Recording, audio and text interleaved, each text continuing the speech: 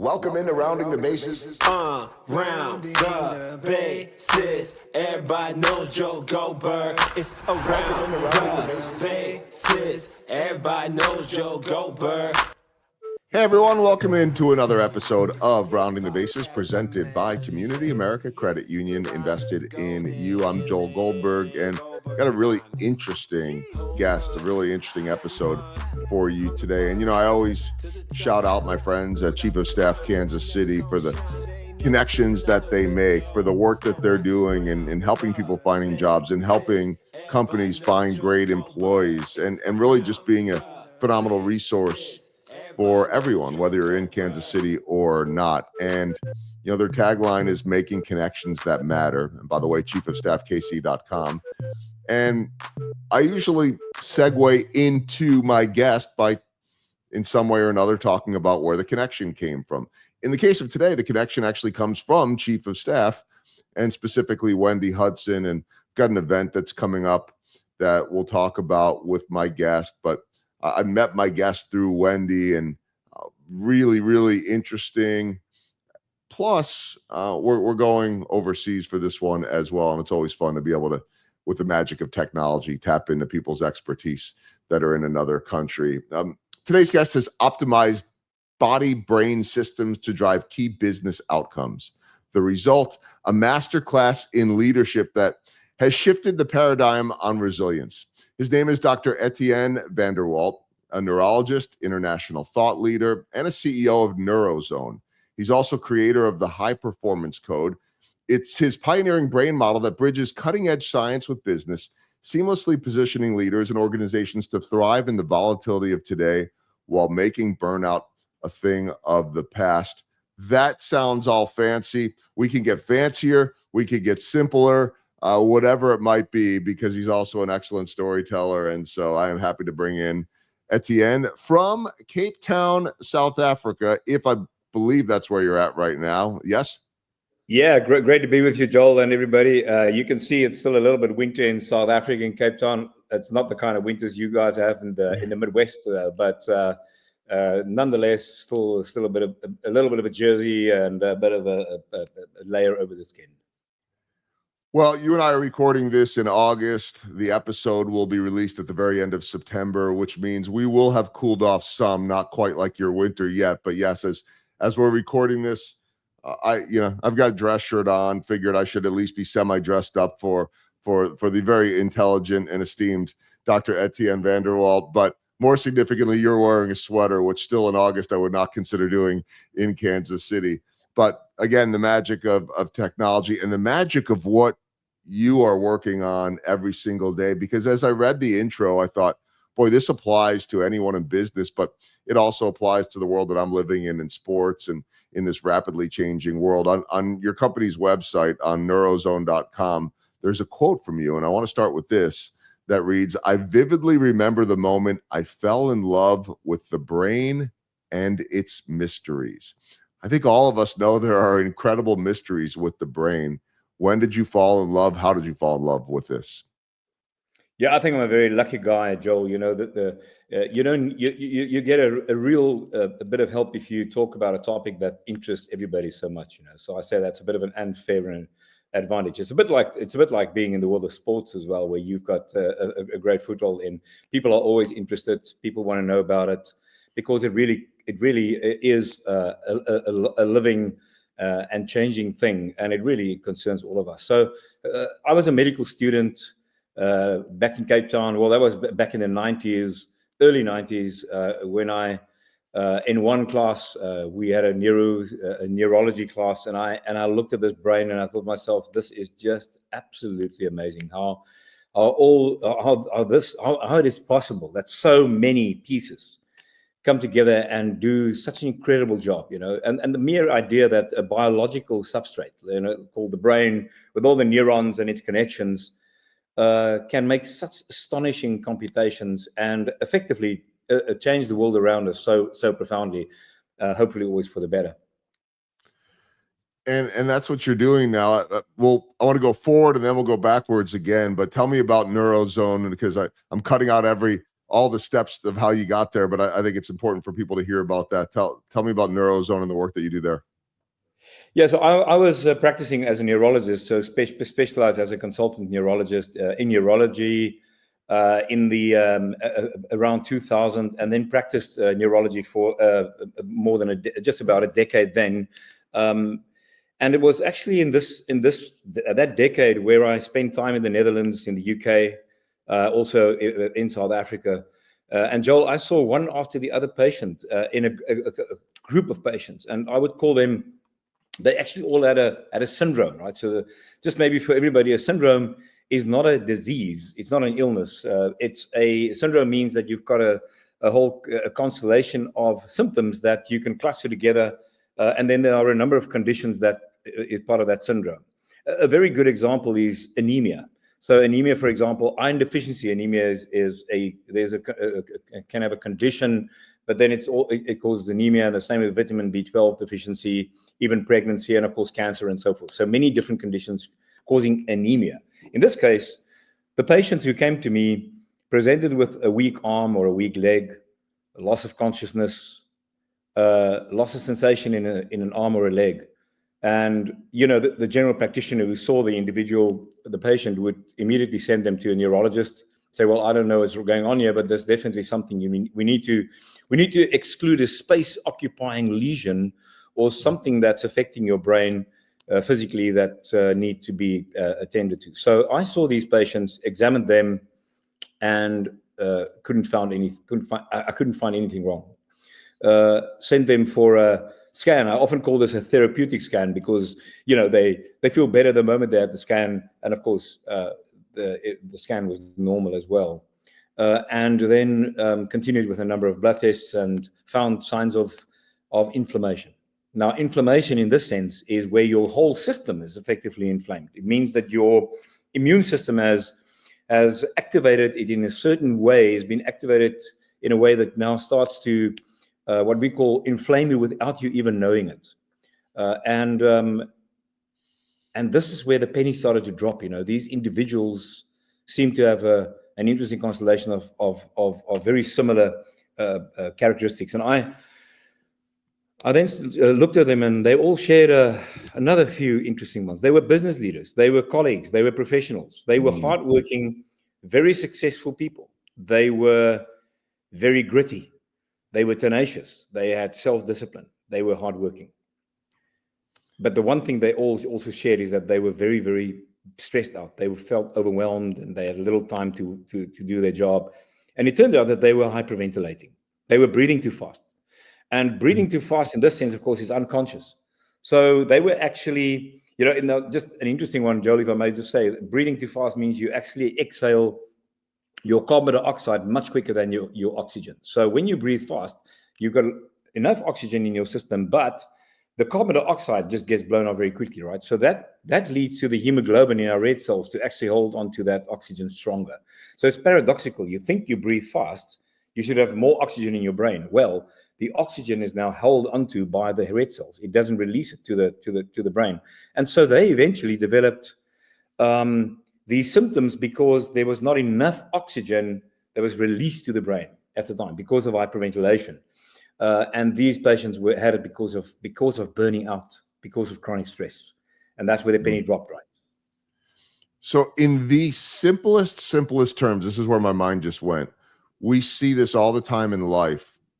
Athletes are easy to use as an example, but think about any situation. But we see it all the time in sports.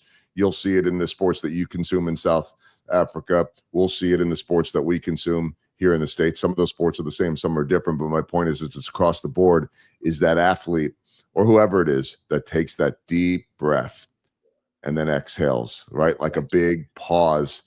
And now, I'm doing a lot of meditation. I have been over the last year, extremely helpful. And I can't wake up my day without it.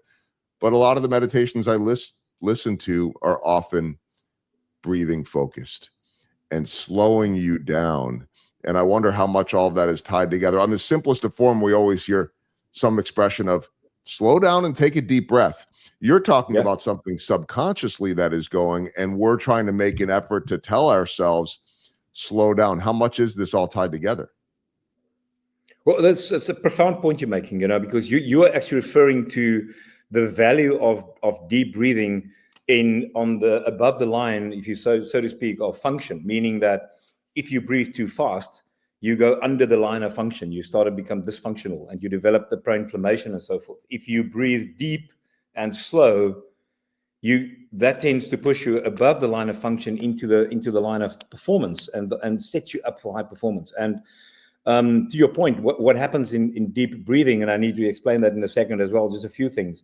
It's quite fascinating, maybe just for everybody about deep breathing. I often use this example. Say, if you want to see deep breathing naturally in action, you should look at a small baby.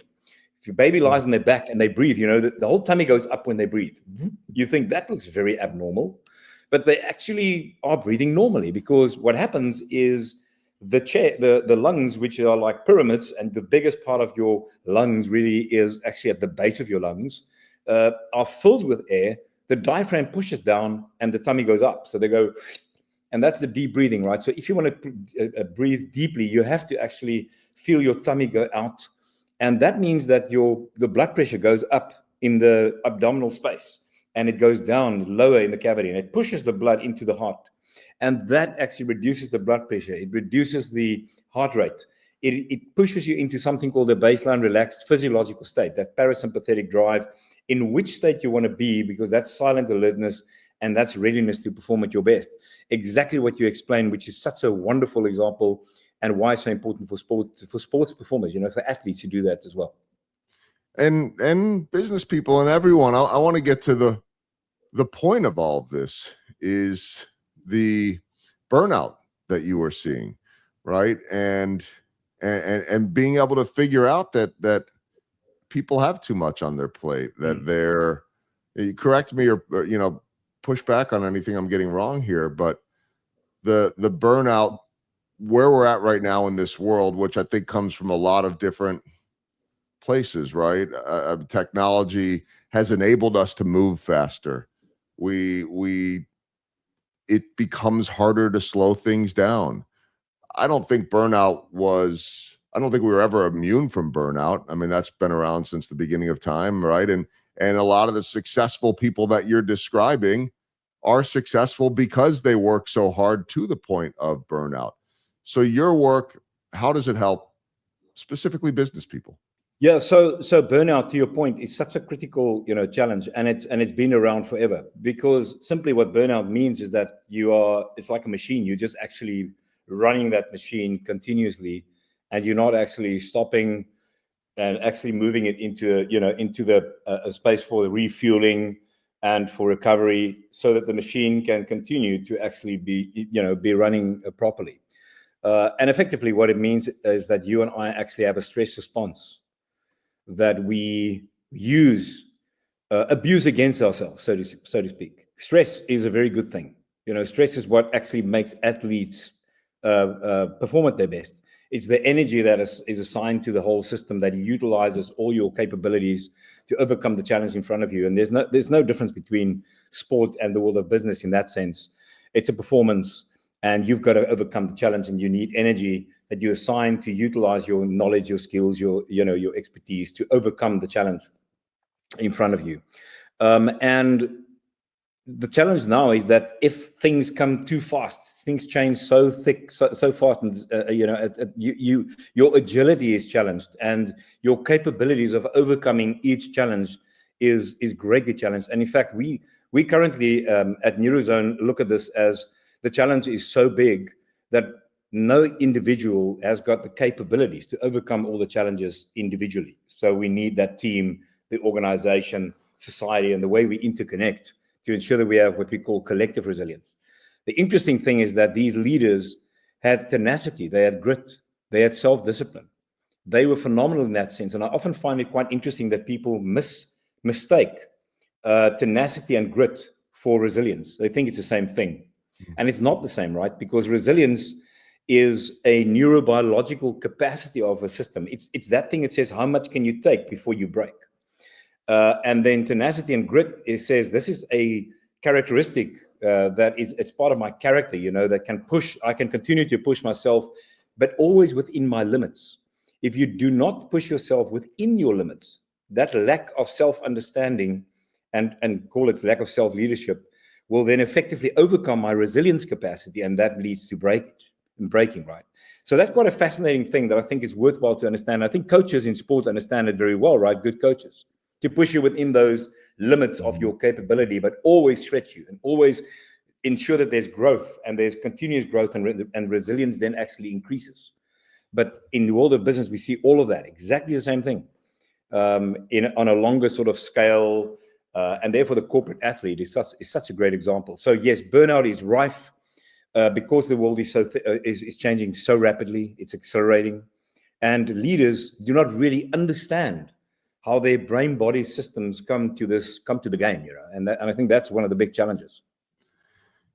We're all trying to figure out how to do everything more efficiently, and so so many people are now exposing themselves to AI and studying it, and it feels like we're in a race to be the quickest, to make it more efficient. We hear about work-life balance, and some people say it's absolutely necessary. Others say it's not even possible. I oftentimes make the statement that we need more than 24 hours in a day. There just aren't enough hours in the day. And so we're all under this kind of pressure. Again, I think we always have been. And in theory, all of this automation and AI that is coming is supposed to make us better at this, more efficient at it. I suspect that we're just going to stay in the same cycle of doing what we do to ourselves because it's how we're wired. You tell me if I'm wrong, but I think you're nodding along that I'm right. I'm stripping out the science because I'm not a scientist. I'm not a neuroscience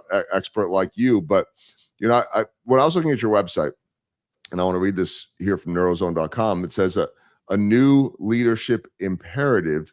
Most leadership development is still trying to equip leaders with competencies informed by conventional models. And I'll just put in my 2 cents here. We tend to go with what's worked in the past, and change is hard. It continues, but the approach is insufficient because the underlying system isn't optimized, and none of those skills will yield what they could. Neurozone flips that. We begin where performance actually begins, inside the living system, which I think you're saying is inside the brain. So what does that look like? Here's the expression, the layman's expression, Etienne.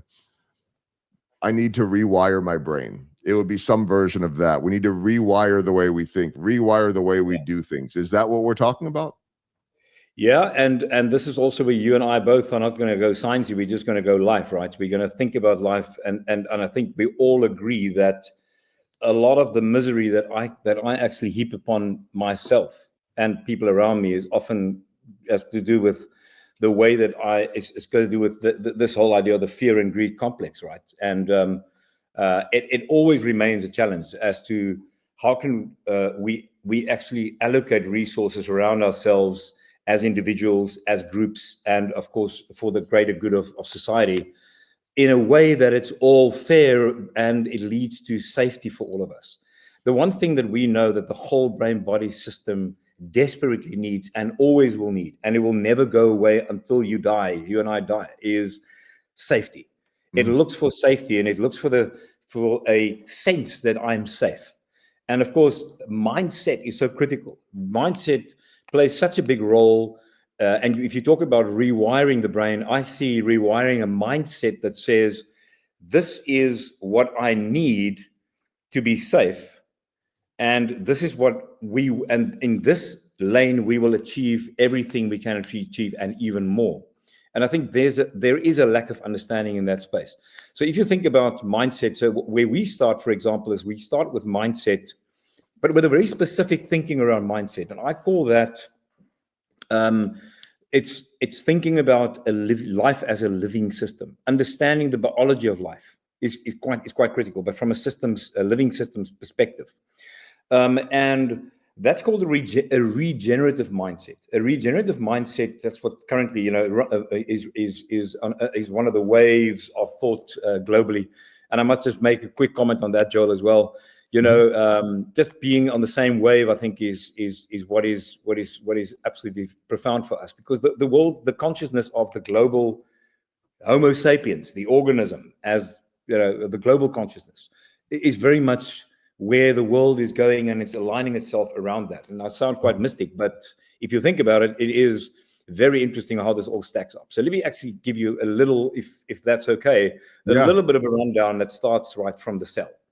So, okay, so let's use what we call integrative neurobiology to understand and make leadership, in a sense, come alive in a different way, and also performance. First of all, there are certain themes that govern biological life, and that's human life. And if you start to think about them, they really come to life. First of all, the first thing is that every biological hierarchy of life, for example, let's start at a very small hierarchy of life. It's the cell, right? So we've got the cell. Let's think about a brain cell. I sometimes say let's think about a liver cell, just to be fair to everything and the hepatologists. So let's think about the liver cell. That cell has got an inside and an outside. It's got a so-called semi-permeable membrane that actually creates an interior environment and an external environment. And the external environment is the space between these liver cells, and then they all stack together to form a liver. Now the liver has an internal environment, and it's got a capsule that is once again also semi-permeable. It means that there is communication, signaling, and ways of actually communicating with each other with the external environment. Allow the external environment to through process or signaling of receptors and all kinds of things, to actually ensure that there is equilibrium between the internal environment and the external environment. And that's the whole purpose of biological life. It's that equilibrium that needs to be established. There must be an energy economy and fuel that's available to ensure that everything works. But if you don't have equilibrium, the whole system needs to correct itself continuously, and it uses the information from the external environment to do it internally. Now you go from the liver to all the organs, and we put a skin around it. That's you and me. And now we have a skin that's also semi-permeable, right? It is, because we sweat and we can actually put cream on and it goes in. It's a semi-permeable environment system. And once again, there's an external environment and there's an internal environment. And this is where I want to just make the point of mindset. Because when you think about the external environment and the way we perceive the external environment in life, in the physical, in the emotional, in the spiritual, which has got to do with the interconnectedness of everything, in those kind of realms, we make an internal representation of what is out there based on our own mindsets that are very physical in terms of memory systems, etc., our maps. And it's those maps that we make that determine what we believe is important and what is not. That's the salient system, right? And that drives everything we do. And for me, when you think about the world and you think about leadership and the way we build leadership around a hierarchical system, and the way we, the way we actually, in a sense, do not understand distributed leadership well yet. We go for flat structures, but it's still a challenge. The body inside, the cells and the organs, they do it well. They've got a phenomenal distribution of energy and resources wherever it's needed to ensure that the system is always alive and well.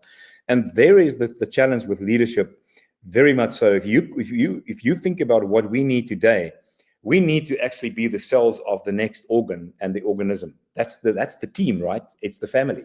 A team effectively is a living, breathing entity, and it's once again got a membrane around it. It's not like a skin, it's not tangible, but it is there.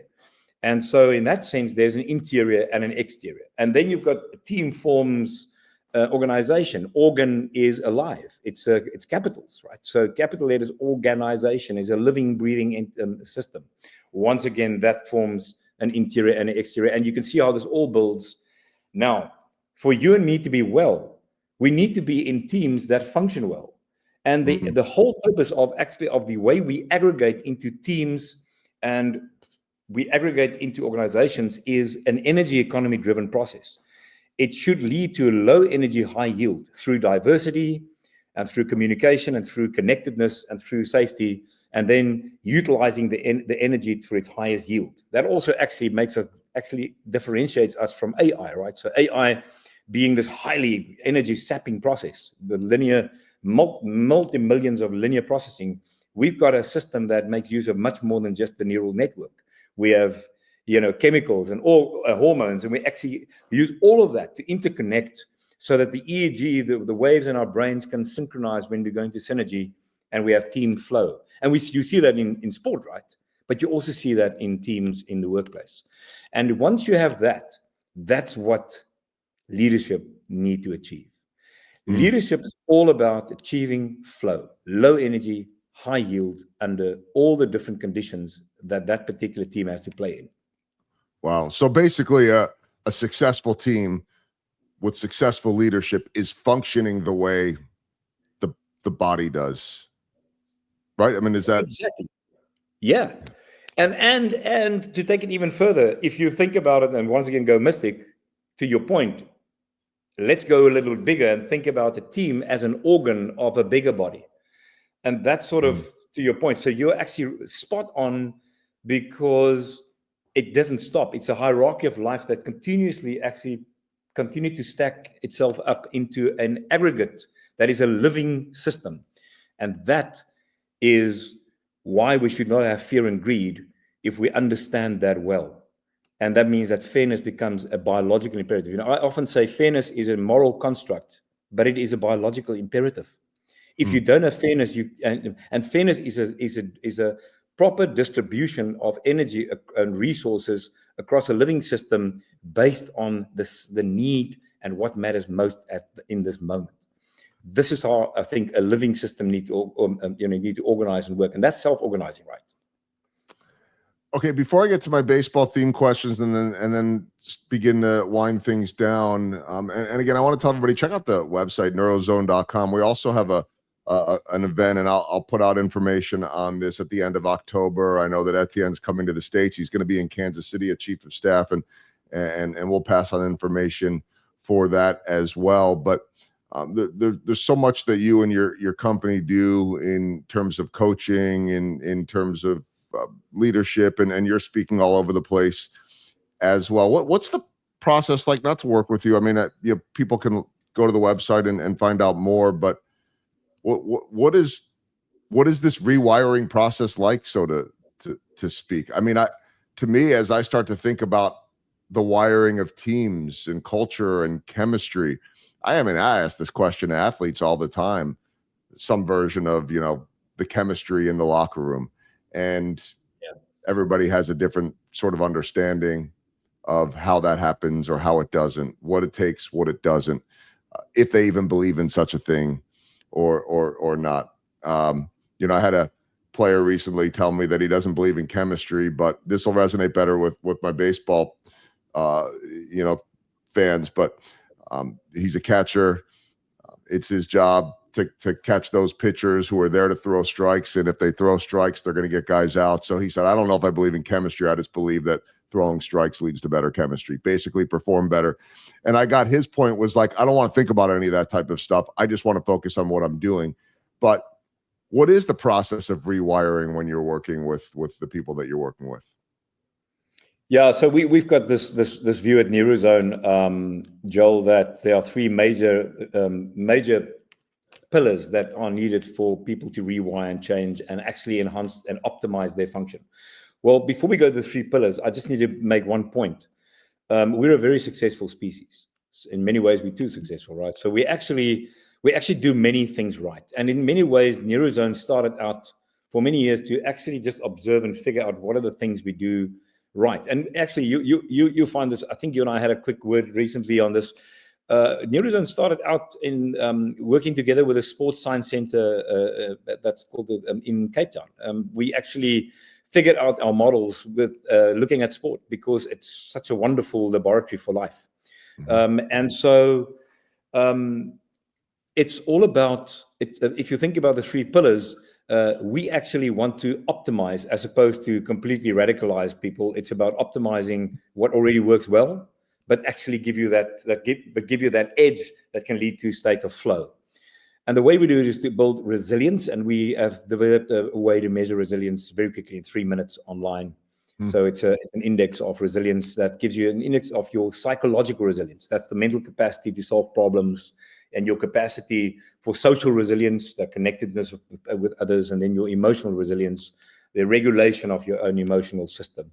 So it's everything effectively apart from physical resilience that builds your bicep and so on. So what we've got is, and then we have a set of, let's call it neurobehaviors, the granular things that you can do that all stack into, and they cluster into 5 domains that all build this resilient system. But the 3 pillars are, one is people change people.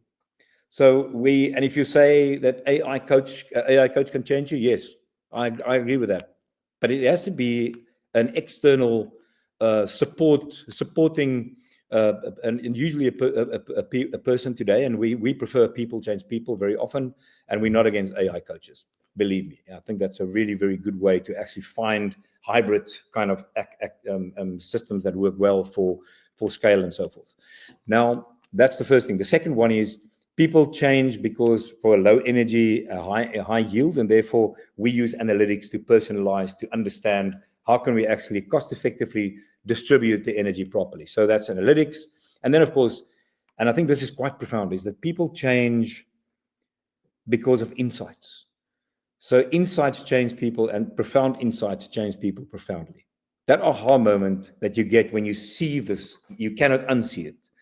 It changes the way that I value certain things when it comes into my brain, and therefore I cannot unsee it again. And that leads to different transactions. And we've been able to demonstrate, Joel, that with, for example, insightful microlearning, leaders effectively enhance their resilience significantly and reduce their challenges, and their risks for mental health, and protects their mental health, etc. It's been shown only through microlearning, but profound insights. Isn't that quite fascinating? It makes sense, right? So those are just a few ideas around the Neurozone way.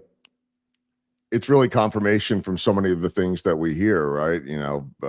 Read more, learn more, on and on. I mean, I could always break this down in the layman's terms if I'm understanding it all right, and I think that's one of your gifts as well as a neuroscientist that knows how to speak to the average person, because most of us don't want to think about this stuff or don't think about this stuff, right? And so you've got a gift with that. I want to ask you my 3 baseball-themed questions, full well understanding I'm talking to a gentleman in South Africa, but you don't need to know a thing about baseball. The first question, what's the biggest home run you've hit, is really what's been your biggest moment? What's been your biggest moment from a professional standpoint?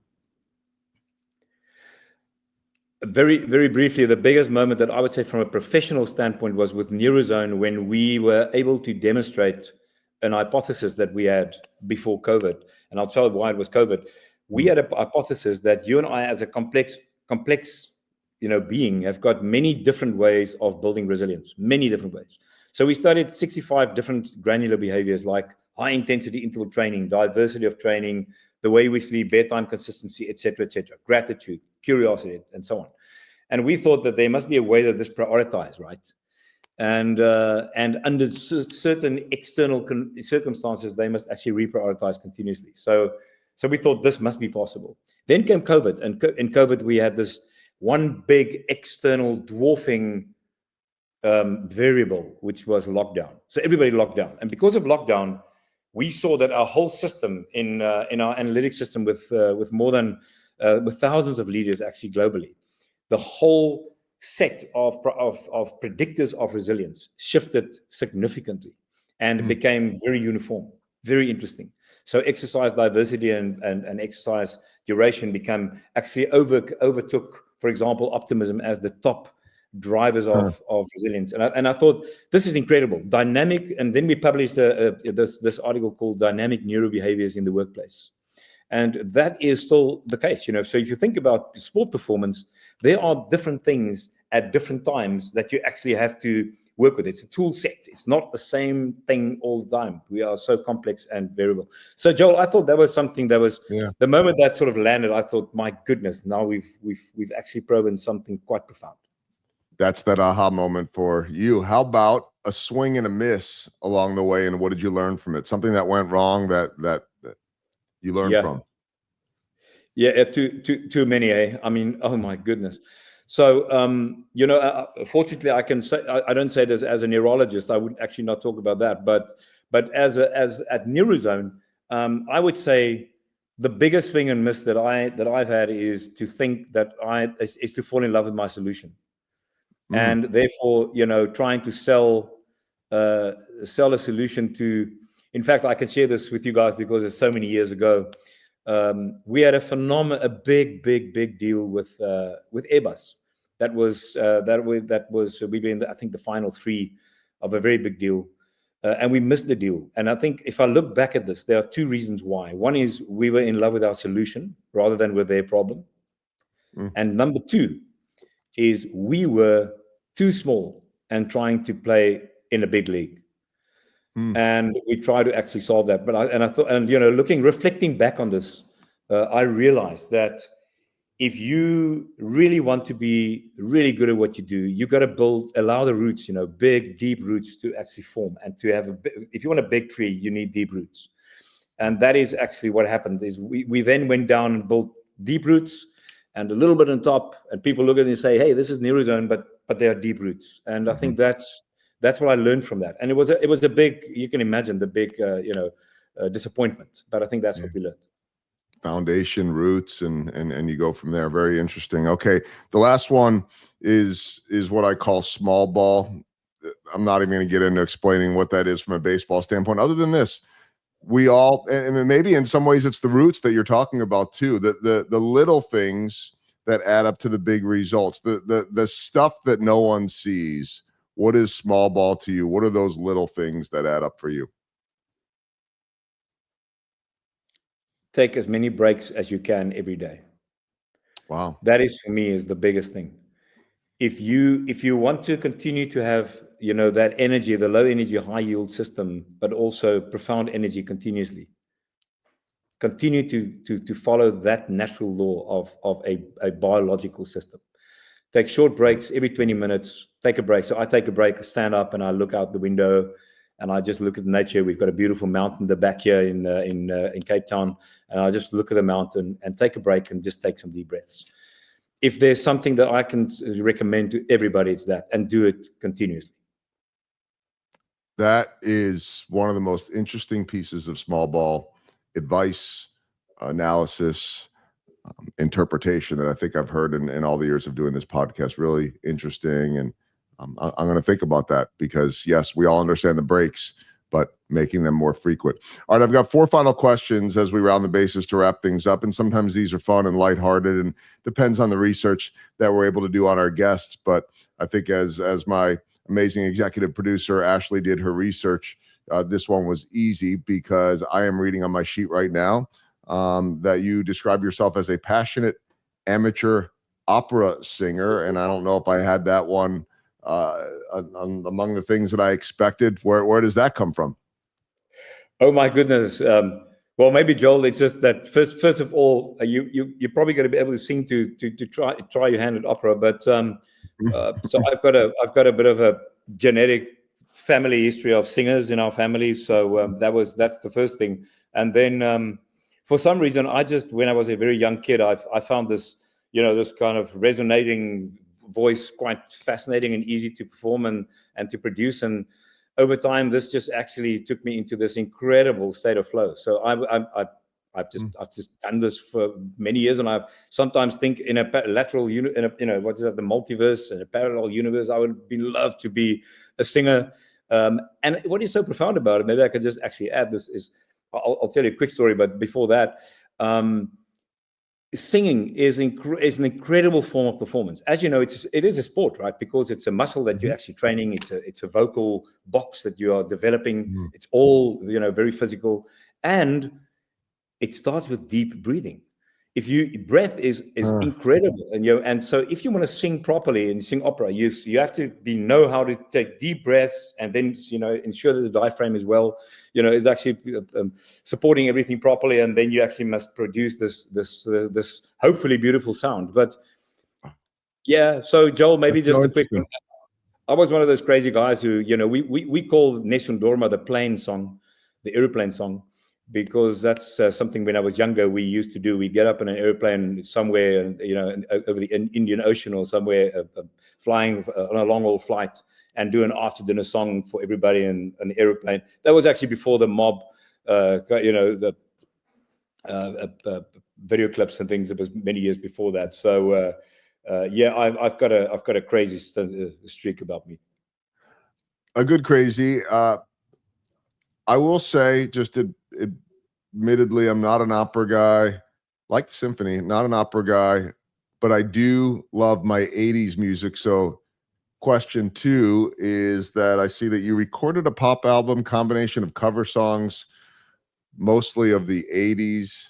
So I'm guessing that was a while back, but I don't know that you did it during the 80s. I guess I'll ask you this because you've already covered the love of music and what that does for you, certainly from a mental and a brain standpoint. Do you have one or two like go-to 80s bands or one-hit wonders? Or I mean, because I could live in that world forever. Yeah, me too. I'm an absolute child of the 80s and absolutely love it. In fact, I don't like watching opera. I just love singing opera songs. But I must be honest, when it comes to the 80s, that is just an incredible. I mean, time for music. And if I'm starting, I don't know where to actually start. I love the Swedish pop groups. I'm still a big ABBA fan. I think they were just absolutely phenomenal. Great arrangements. I'm still an AHA fan. I think they were just phenomenal. I mean, all these Swedish bands, and then Roxette, of course, fantastic. So Roxette, for me, it's the more sort of softer, harmonious kind of pop music that just got me going. I loved all the one-hit wonders, Dexy's Midnight Runners, and they were actually. I was in Chicago the other day, and they're playing just a long list of 80s, and I'm like rattling them off, and all the young kids are by me looking at me like I'm crazy. I'm like, there's Taco, there's like all these things that I shouldn't even know who they are, but I do, and I don't know anything they do but those one songs. But if you need like a go-to for me, I'm like a Pet Shop Boys kind of guy. That was unbelievable to me. Anyway. Oh, absolutely. And it's not a sin. No, I was going to say too, Etienne, I just said it's all good stuff. It's not. There was some really, really bad stuff in there too, but somehow it just all fits the genre, I guess.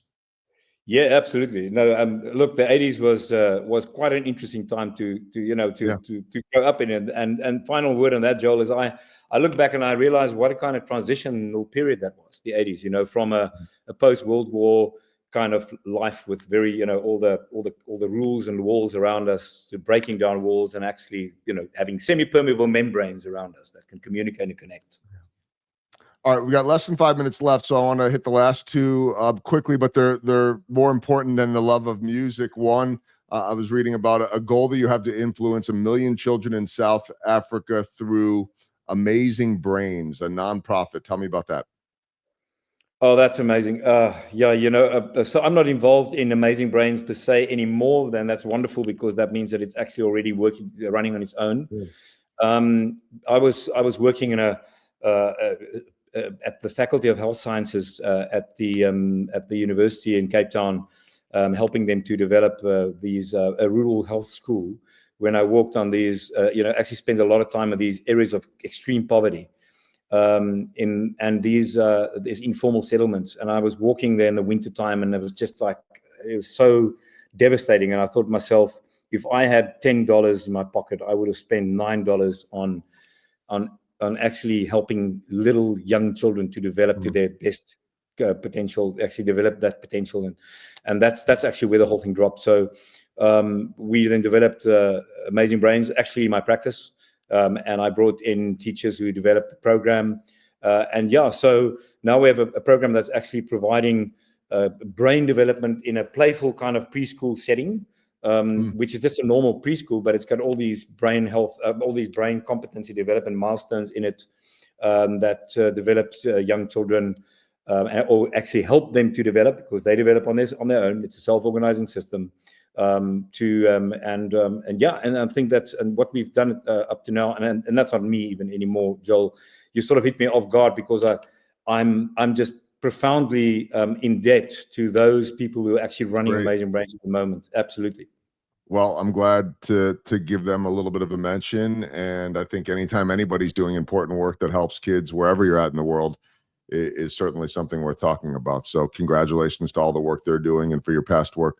With that, let's wrap it up. We've got 2 minutes left with this question.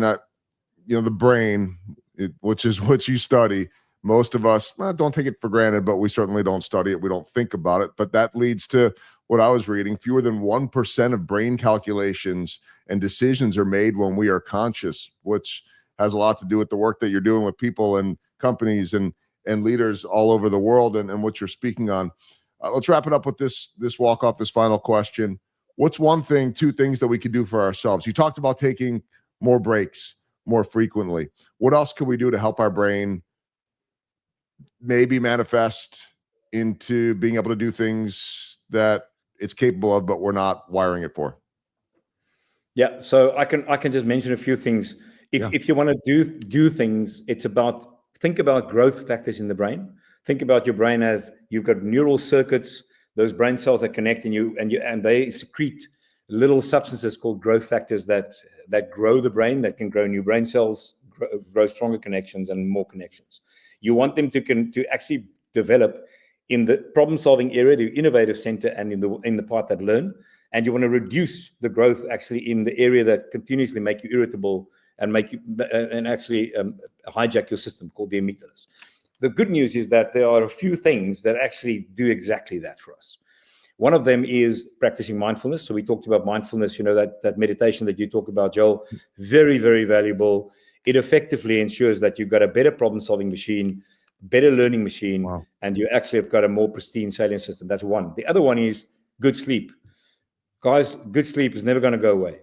How many hours do we need? 7 to 9 hours. 99% of the world, 1% currently we understand are short sleepers or long sleepers, and they're in a severe minority. So we need good sleep. And it seems to be more important that you get your 7 to 9 hours in a 24-hour period. If you get 6 hours sleep a night, you must just go and sleep another hour somewhere in the daytime. Ensure that you get that 7+ hours. So that's sleep. The other one is a high intensity interval training. It's profound, right? So the moment you're over 25, you don't make enough growth hormone anymore. We don't actually secrete enough growth factors. Go for it. High intensity interval training. It's simple. It's easy. I often tell people, listen, if you don't have time to exercise, what are you talking about? I don't have an hour and a half. No. Go and exercise for 10 minutes. Get on your bike, get on that stationary bike or run. Just get yourself going if you can and you are healthy enough to get that heart rate very high and then relax it up again. That high intensity interval training. You can do it if you're healthy. That secretes growth factors significantly. That's a wonderful way to do it. And then the final one is intermittent fasting. Very valuable to reduce the inflammation in your system, reboot the immune system in our whole bodies, and to grow those brain cells in the right areas. So those are the 4 that I would recommend. All things that people have heard about, but maybe you haven't heard about how it helps your brain. Intermittent fasting, I could lose weight. Nope, it's good for your brain too. The meditation, the sleep, I think they're tied in. You do one, the other is going to be easier, and vice versa. It all ties together. Again, I want to encourage everybody to check out more information on Etienne and his company, neurozone.com.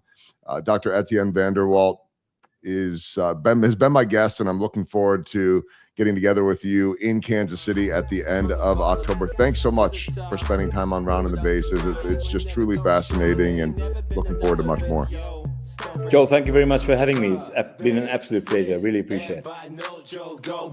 It's around the bases. Everybody knows Joe Goldberg.